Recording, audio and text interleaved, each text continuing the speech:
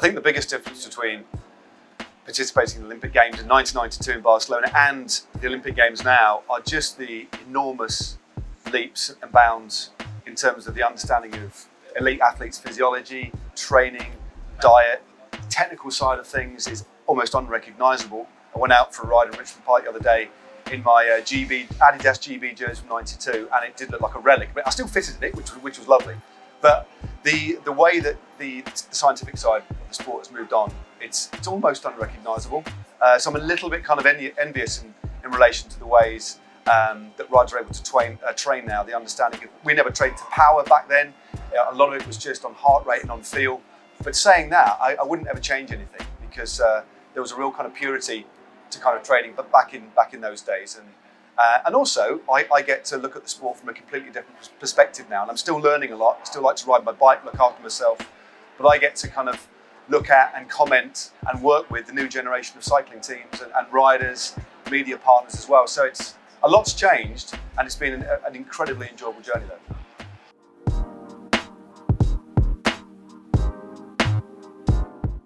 I think you can just tell by, I follow most professional riders because I kind of have to on social media, so you get a sense of what they're kind of doing from day to day, which can help inform your commentary. You get a sense of their kind of emotional state, how much kind of fun they're having. And I think you can't deny that representing your country in the Olympic Games, whatever country you're going to ride for, is kind of the pinnacle of your career. Winning a medal is a step above that, of course. And a couple of the INEOS Grenadiers riders have won gold, Carapaz and Tom Pidcock. But I think above all that, it's an amazingly fun time. And my own experience was something that I'll never forget. And I think even in the modern era, when things are very different, I still think the Olympics almost transcend sport because you are representing your country. And I think the Olympic rings are recognised by everybody. Every man, woman and child in the world knows what the Olympics is, but they might not necessarily know what Paris-Roubaix is, for example. So I think the Olympics are exceptionally special.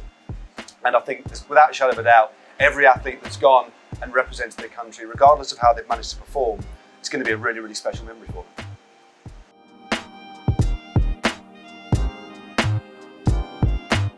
How long have you got, basically? Because I've done quite a lot since I stopped racing as a professional. I was a police officer for 12 years, so that was a big chunk of time. During that time, I managed a UCI team as well, Sigma Sports.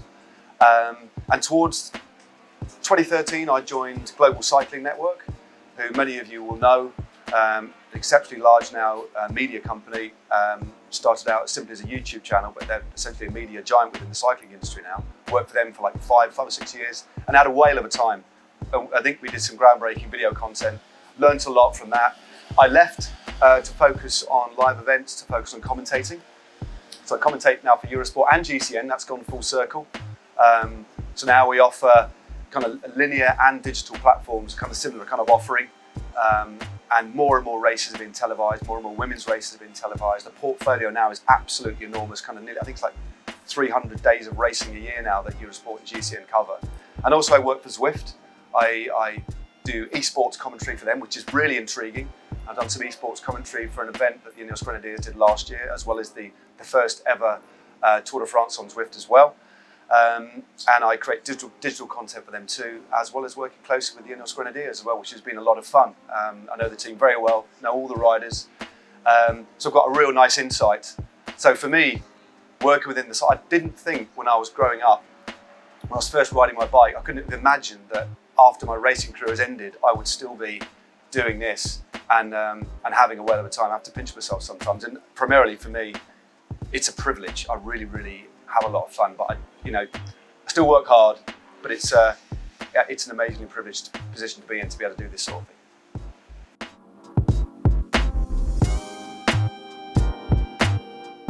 The favourite people I've interviewed, it's quite a tough question because I've interviewed loads. Actually, I'm going to pick a Grenadier, Tom Pidcock, because I didn't expect. I had a really long 20-minute interview with him, which is out online now, which is a lot of fun.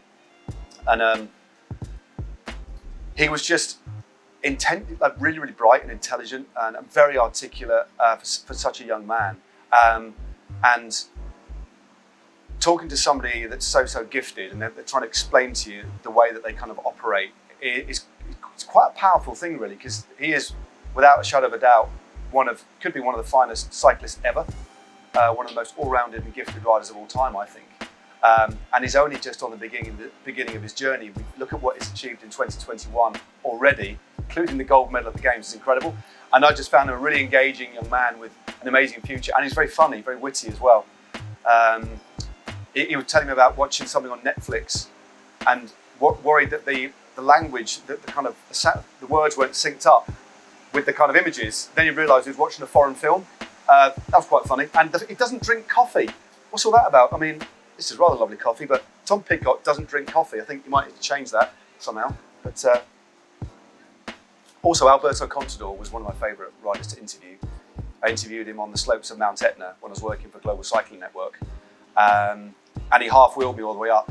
And I've spoken to him since, and we both had power meters on, and we were riding at 330 watts up Mount Etna, and I could hardly speak, but it was a 20-minute interview. I was at threshold for the whole thing.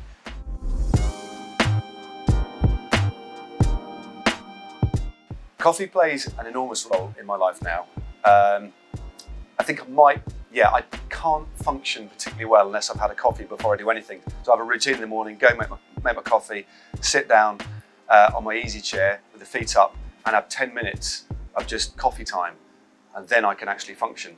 And then of course, I have another one before I go out on my bike, generally another one when I'm so probably 3 coffees a day, 2 in the morning and then 1 out on a ride. But coffee back when I was first riding, unless you had instant coffee, wasn't really a thing. So when I was riding as a kid in the 1980s, the early 90s, it was all tea, pots of tea and scones and bits of Victoria sponge.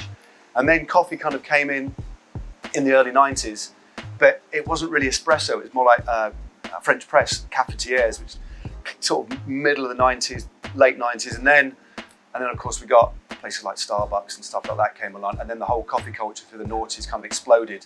And I think most cyclists are kind of swept up with it. They're now intrinsically linked, and there's so many cafe cycling themed coffee shops all over the country, all over the world, in fact, especially in the UK. I don't think you can pull them apart now. I don't think I can really go out for a ride without stopping for a coffee, to be honest with you. It's just part of the whole thing. They are completely and utterly kind of sealed hermetically together.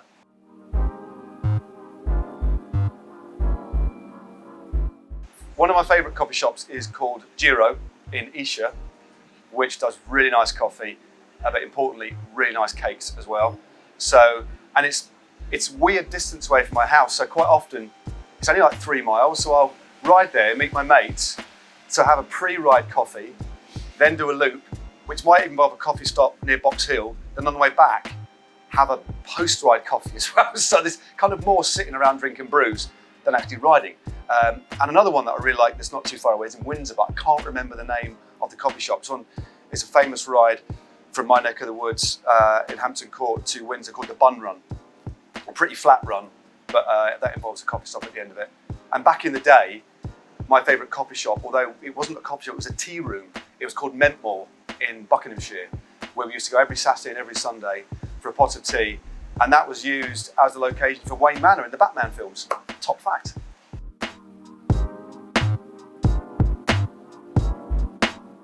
I think my global perspective on coffee, the first time I really came into contact with good coffee, and this might be a little bit controversial, because I love France. I lived in France for 3 years in Paris when I was racing for an amateur team there. But the coffee in France then wasn't very good at all. Then I went to America for the World Championships, training for altitude for the World Championships, World Road Championships in Colombia. And I went to my first Starbucks. And I know they're kind of a bit ubiquitous, but that was my first experience of having a coffee that I couldn't believe there was a shop just for coffee. And then of course they migrated across to the UK. But now the best place to get coffee for me, I mean, America's great, New York's great, Adelaide, I've been to a lot. There's really good coffee scene in Adelaide. But Italy, you can hardly find any of the kind of chain ones. It's all like proper little cafe bars, but they really pride themselves in decent coffee. And it's actually hard in Italy to find bad coffee, where in France, it's hard to find good coffee. I love both countries equally, but from a coffee perspective, Italy, I mean, I love going to the Giro. It's the only Grand Tour I've ridden, so I've got an affinity with with Italy, and the fact they do great coffee is just a bonus. So best coffee, I think, is in Italy, but other countries are kind of catching up because the scene is so big and people care so much about coffee now.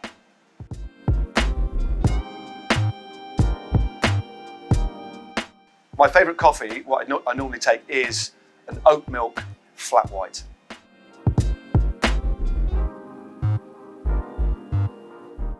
Well, the Grenadier vehicle, I've seen it up close today for the first time. I've obviously been aware of it for quite a while now, but it's a pretty, I'm no petrol head, but you can really get a sense that this is going to be, it's an imposing vehicle, but with some really, really cool tech features on it, and a lovely little nod to cycling with the toot feature, which is this little red button with a little white logo of a cyclist on it, which is separate to the horn with the, I guess it's a beep beep horn, and then a little for the cyclist. I don't think it sounds exactly like that, but I think you get what I mean. So it's a gentle toot so it doesn't frighten you basically, which I think is a lovely nod to respecting cyclists out on the road.